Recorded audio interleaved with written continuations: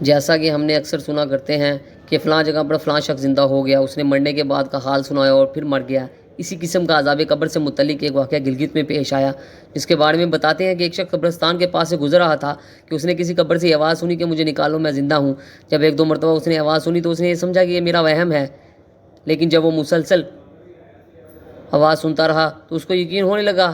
چنانچہ قریب میں ایک بستی تھی، وہ شخص اس میں آیا اور لوگوں کو اس آواز کے بارے میں بتا کر کہا کہ تم بھی چلو اور اس آواز کو سنو۔ چنانچہ کچھ لوگ اس کے ساتھ آئے، انہوں نے یہ بھی آواز سنی اور سب نے یقین کر لیا کہ واقعی یہ آواز قبر سے آ رہی ہے۔ اب یقین ہونے کے بعد ان لوگوں کو مسئلہ پوچھنے کی فکر ہوئی کہ پہلے علماء سے یہ مسئلہ معلوم کرو کہ قبر کھولنا جائز ہے یا نہیں۔ چنانچہ وہ لوگ محلے کی مسجد کے امام صاحب کے پاس گئے اور ان سے کہا کہ اس طرح قبر سے آواز آ رہی ہے اور میت یہ کہہ رہی ہے کہ مجھے قبر سے باہر نکالو، میں زندہ ہوں۔ اس پر امام صاحب نے فرمایا اگر تمہیں اس کے زندہ ہونے کا یقین ہو گیا ہے تو قبر کو کھول لو اور اس کو باہر نکال لو۔ چنانچہ یہ لوگ ہمت کر کے قبرستان گئے اور جا کر قبر کھولی۔ اب جو ہی تختہ ہٹایا تو دیکھا اندر ایک عورت برہنہ حالت میں بیٹھی ہوئی ہے اور اس کا کفن گل چکا ہے۔ پھر لوگوں نے وہ عورت کہہ رہی ہے جلدی سے میرے گھر سے میرے کپڑے لاؤ، میں کپڑے پہن کر باہر نکلوں گی۔ چنانچہ یہ لوگ فوراً دو کر اس کے گھر کے گئے اور جا کر اس کے گھر والوں کو یہ واقعہ بتایا۔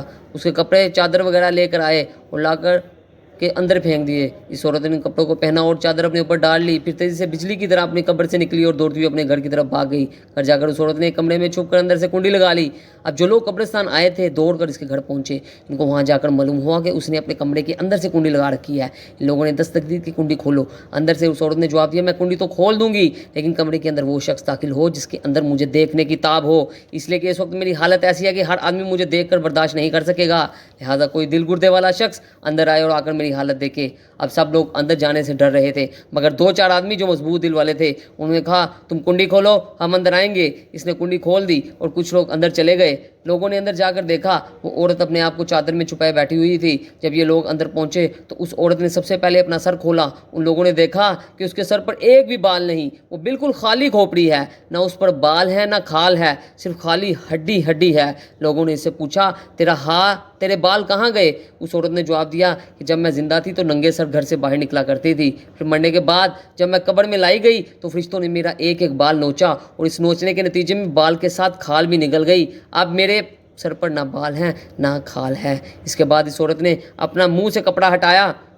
جب لوگوں نے اس کا منہ دیکھا تو اتنا خوفناک ہو چکا تھا کہ سوائے دانتوں کے کچھ نظر نہیں آیا، اور نہ اوپر کا ہونٹ موجود تھا نہ نیچے کا ہونٹ موجود تھا، بلکہ 32 کے 32 دانت سامنے جڑے ہوئے نظر آ رہے تھے۔ سوچیے اگر کسی انسان کے صرف دانت ہی دانت نظر آ رہے ہیں تو کتنا ڈر و خوف معلوم ہوتا ہے۔ اب ان لوگوں نے اس عورت سے پوچھا تیرے ہونٹ کہاں گئے؟ اس عورت نے جواب دیا میں اپنے ہونٹوں پر لپس لگا کر نامحرم مردوں کے سامنے جایا کرتی تھی، اس کی سزا میں میرے ہونٹ کاٹ لیے گئے، اس لیے اب میرے چہرے پر ہونٹ نہیں ہے۔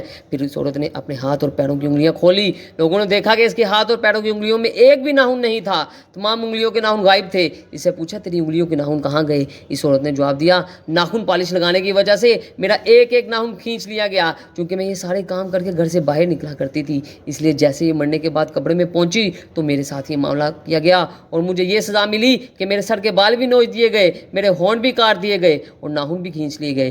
اتنی باتیں کرنے کے بعد وہ بے ہوش ہو گئی اور مردہ بے جان ہو گئی جیسے لاش ہوتی ہے۔ چنانچہ ان لوگوں نے دوبارہ اس کو قبرستان میں پہنچا دیا۔ محترم خواتین و حضرات، اللہ تعالیٰ کو یہ عبرت دکھانی مقصود تھی کہ دیکھو اس عورت کا کیا انجام ہوا اور اس کو کتنا ہولناک عذاب دیا گیا۔ بے پردہ خواتین اس واقعے سے عبرت لیں اور ان گناہوں سے توبہ کریں جس کی سزا روز قیامت بہت سخت ہے۔ اگر ویڈیو اچھی لگے تو لائک و سبسکرائب کر دیجیے گا۔ السلام علیکم۔